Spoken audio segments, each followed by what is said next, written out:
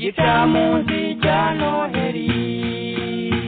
uwo munsi ntazibagirwa nibwo nafataga urugendo nateguye ntashidikanya narubonyemo byinshi cyane bitazamba ku mutima ariko icyandutiye byose ni Imana yampaye.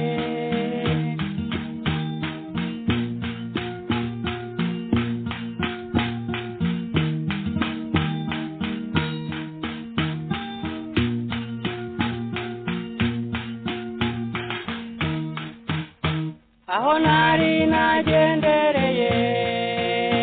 nasanze umwana utagira uko asa musaba yuko twicarana maze yicara ibumoso bwanjye nibwo ntangiye kumubaza byinshi kuko numvaga mwikundiye twaraganiriye bishyira kera mazambwira n'akazina ke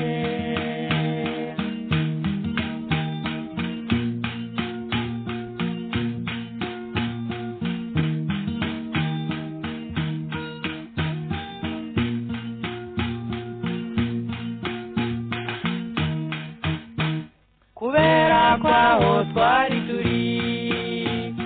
twazindukiye twembi je natekerezaga ko ari iwabo nawe atekereza ko ari iwacu maze nsezeye ngira ngo nahe mbona wa mwana aguye mu kantu maze aramerekeza mbaza neza ansezeranya ko azansura.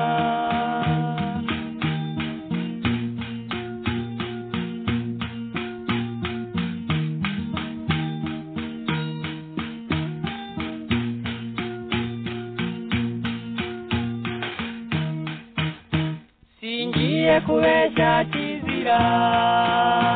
twatandukanye ntabishaka namutezeyeho mfite agahinda numvaga twakwihamanira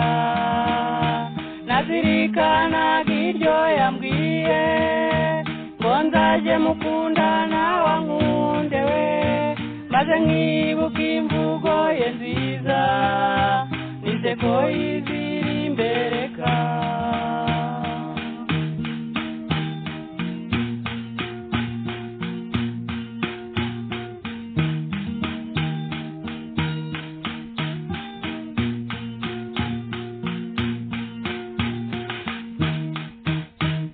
ariko Imana nibishaka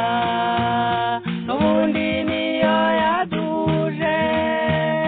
izamanagura amarira yose tuzongere tubonane uwo munsi nzashira agahinda